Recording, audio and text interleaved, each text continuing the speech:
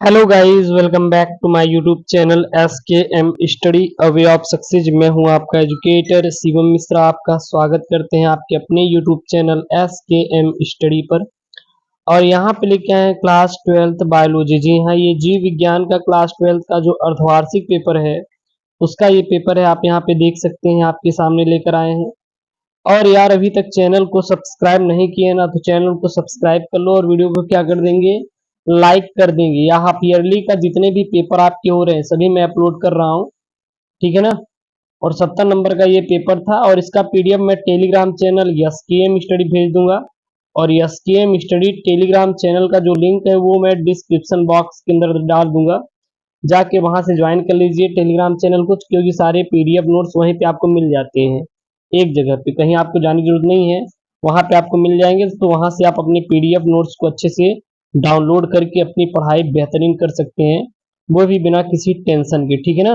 और हाँ, एक चीज और, जो भी अभी आपका बोर्ड एग्जाम, क्योंकि अर्धवार्षिक के बाद आपका बोर्ड एग्जाम होगा, तो बोर्ड एग्जाम की भी आप बेहतरीन तैयारी करना चाहते हो तो बिल्कुल आप एस के स्टडी के साथ जरूर जुड़े, क्योंकि बेहतरीन से बेहतरीन तैयारी हम लोग करवाते हैं, ठीक है। चलिए, तो यहाँ आप देख सकते हैं ये जीव विज्ञान का पेपर है आपका, जो कि 3 घंटे का समय था। अभी न्यू वाला पेपर है 2023-24 का।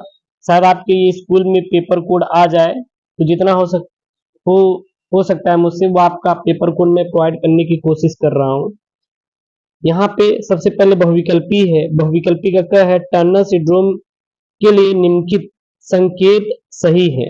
यानी कि जो टर्नर सिंड्रोम होता है, डाउन सिंड्रोम होता है, टर्नर सिंड्रोम होता है, उसके लिए कौन सा संकेत सही है?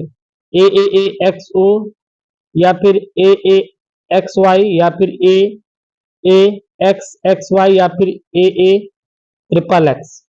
उसके बाद देखिए दूसरा यहाँ पे, उपदंश उपदंश उत्पन्न करने वाले जीवाणु कौन सा है? ट्रिपोनिमा पोलैड पोलिडम, या नाइसीरिया गोनोरी, या लिस्टे लिस्टेगिया मोनोसिस्टोजेंस, या फिर परसीनिया पेस्टिस।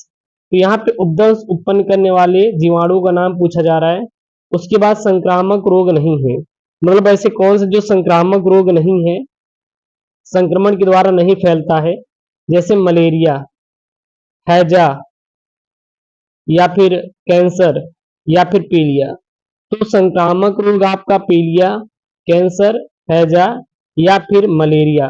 तो मलेरिया जो है यह एक परजीवी के द्वारा फैलता है। किसके द्वारा फैलता है? परजीवी के द्वारा फैलता है, ठीक है ना। उसके बाद बाद है यहाँ पे, निभाग पाया जाता है। निभाग किस में पाया जाता है? परागकण में, बीजांड में, भ्रूणपोष में, या फिर ये सभी। तो जो निभाग पाया जाता है वो हमेशा हमेशा बीजांड में पाया जाता है। कहाँ पर पाया जाता है? निभाग बीजांड में पाया जाता है, नोट कर लीजिए। उसके बाद यहाँ पे है कि निषेचन के बाद पादप के किस भाग से फल तथा बीज का निर्माण होता है?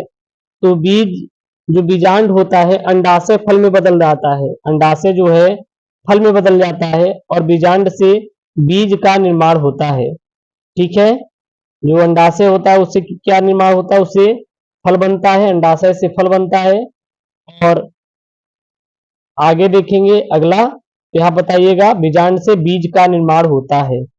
उसके बाद है यहाँ पे, भक्षकाणु क्या होते हैं आपको बताना है। फिर ग वाला है, मिंडल द्वारा कारक, या मिंडल द्वारा कारक गए द्विसंकरण में, मतलब कि मिंडल द्वारा किए गए, यहाँ पे रहेगा किए गए द्विसंकरण में F2 पीढ़ी में प्राप्त फिनोटाइप यानी कि लक्षण प्रारूप बताइए। इम्यूनिटी शब्द का क्या अर्थ होता है?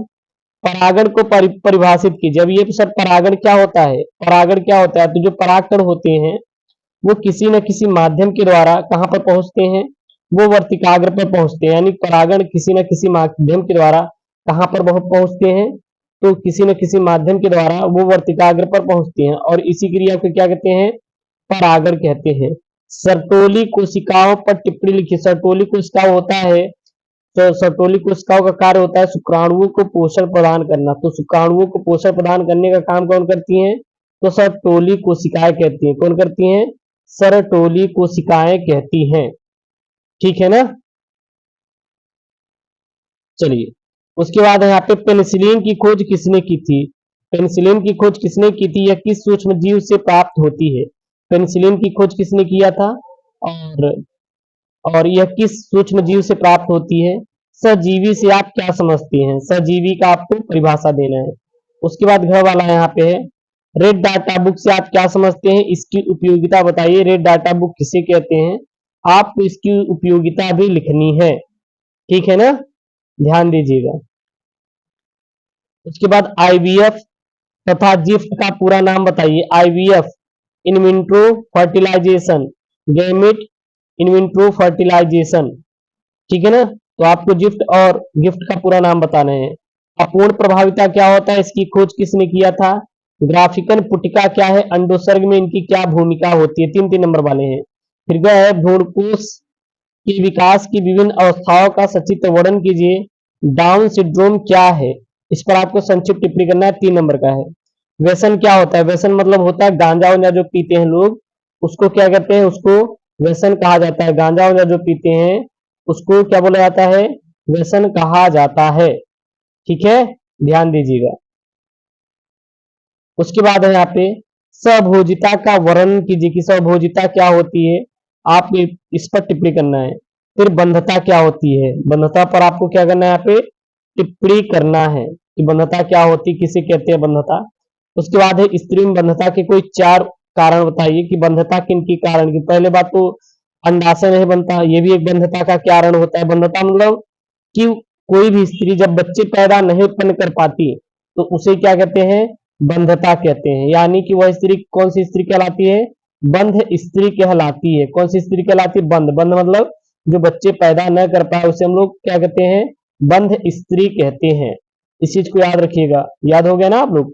हाँ, याद कर लीजिए इसी प्रकार। अगर कोई दिक्कत है कहीं से भी, कोई दिक्कत मतलब है, अगर कोई चीज आपको नहीं समझ में आ रही है कि सर ये मुझे टॉपिक नहीं समझ में आ रहा है, ये मुझे समझा दीजिए, तो आप कमेंट कर दीजिए। मैं वो चीज आपको बहुत ही अच्छे और प्यार से समझा दूंगा। सारी चीजें आपको समझ में आ जाएगी, आप टेंशन मत लीजिएगा। बिल्कुल आपको घबराना बिल्कुल नहीं है। एड्स क्या है? इसका विषाणु शरीर के किस भाग को प्रभावित करता है? इसका संचरण किस प्रकार से होता है? सप्रभाविता पर टिप्पणी कीजिए, 3 नंबर का है। भच्छी और भक्ष को परिभाषित कीजिए। जी हाँ, भच्छी क्या होता है और भक्ष क्या होता है? इसको क्या करना है आपको? परिभाषित करना है कि भच्छी और भक्ष को आपको परिभाषित करना है। परिवार नियोजन पर आपको संक्षिप्त टिप्पणी देना है, 3 नंबर का है। आवर्त चक्र क्या है? विवेचना कीजिए, 3 नंबर का है। उसके बाद 7वां का यहाँ पे देखिए कि लिंग संलग्न वंशागति क्या है? मनुष्य में हीमोफीलिया तथा वर्णांधता की वंशागति का वर्णन कीजिए, 5 नंबर का है। अथवा में मानव में युग्मक जनन को विस्तार पूर्वक समझाइए, 5 नंबर का है। तो यहाँ पे 8 का क्या है? बायोगैस क्या है? बायोगैस के उत्पादन में सूक्ष्म जीव की भूमिका पर संक्षिप्त टिप्पणी लिखिए, 5 नंबर का है। फिर अथवा में करके यहाँ पे एड्स से आप क्या समझते हैं? इस रोग के लक्षण, कारक, फैलाव और नियंत्रण का वर्णन कीजिए। मानव में लिंग निर्धारण क्या है और इसकी क्रियाविधि का आपको रेखा चित्र द्वारा समझाना है। और उसके बाद लास्ट वाला है मादा जनन तंत्र का आपको नामांकित चित्र बनाना है। तो देख सकते हैं यहाँ पे ये अर्धवार्षिक का पेपर है, कक्षा 12वीं जीव विज्ञान का। और अगर आप अर्धवार्षिक परीक्षा की तैयारी कर रहे हैं तो पीसीआर चैनल से जुड़े, चैनल को सब्सक्राइब करें, वीडियो को लाइक करें और अपने दोस्तों के साथ वीडियोस को क्या कर देंगे? शेयर जरूर कर देंगे, ताकि उनके पास भी पहुंच पाए जो बोर्ड एग्जाम की तैयारी करना चाहते हैं और अपने अर्धवार्षिक में अच्छा नंबर लाना चाहते हैं। तो मिलते हैं नेक्स्ट वीडियो में। ओके दोस्तों, थैंक यू, जय हिंद, टेक केयर, बाय बाय।